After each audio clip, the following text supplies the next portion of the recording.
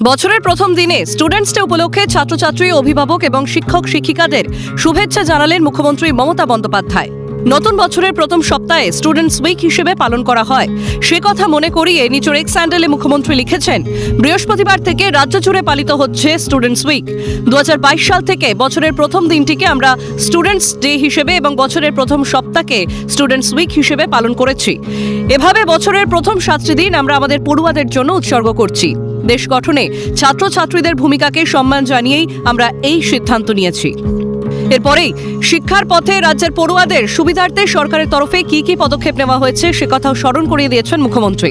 তিনি লিখেছেন, ছাত্র জীবনের অন্যতম সেরা সময়। আমি চাই পড়ুয়ারা যেন জীবনের এই অমূল্য সময়টাকে প্রাণ ভরে উপভোগ করতে পারে। তাই আমরা চালু করেছি বিভিন্ন স্কলারশিপ এবং অন্যান্য সুযোগ সুবিধাও। রাজ্যে চালু করা হয়েছে কন্যাশ্রী, সবুজ সাথী, ঐক্যশ্রী এবং সংখ্যালঘু scholarship, Shikshashree, Medhashree, Swami Vivekananda merit cum means, তরুণের স্বপ্ন, স্টুডেন্টস ক্রেডিট কার্ড, বিনামূল্যে স্কুলের বই, ড্রেস, জুতো, ব্যাগ, যা এখন সারা দেশের মডেল। এই সব প্রকল্পে রাজ্যের পড়ুয়ারা সব মিলিয়ে 27.46 কোটিরও বেশি সুযোগ সুবিধা পেয়েছে। এর জন্য রাজ্য সরকারের খরচ করেছে প্রায় 59,000 কোটি টাকা।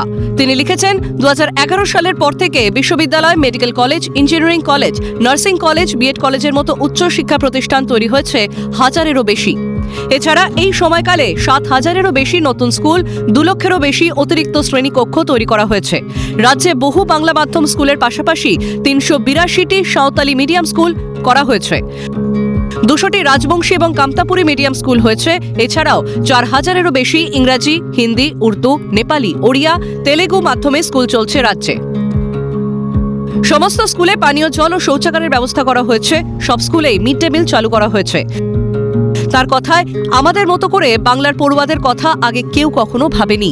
আগামী দিনেও যে কোনো দরকারে পড়ুয়াদের পাশে আমি থাকব। পাশাপাশি ভবিষ্যতে ছাত্রছাত্রীদের ভালোর কথা ভেবে আমরা উচ্চ মাধ্যমিক স্তরে পাঠ্যক্রমে যুগোপযোগী পরিবর্তন এনেছি। নতুন নতুন বিষয় যেমন কৃত্রিম বুদ্ধিমত্তা, মেশিন লার্নিং, ডেটা সায়েন্স ইত্যাদি অন্তর্ভুক্ত করা হয়েছে। সেমিস্টারও চালু করা হয়েছে। স্নাতক স্তরে ভর্তি প্রক্রিয়াকে সরলীকরণ করার লক্ষ্যে সেন্ট্রালাইজড অ্যাডমিশন পোর্টাল চালু করেছি। সব মিলিয়ে পড়ুয়াদের সর্বাঙ্গীন উন্নতির লক্ষ্যে রাজ্য সরকারের যে সচেষ্ট, স্টুডেন্টস ডেতে সেই বার্তাই দিলেন রাজ্যের প্রশাসনিক প্রধান। খালিদ জামালের রিপোর্ট, ক্যালকাটা নিউজ।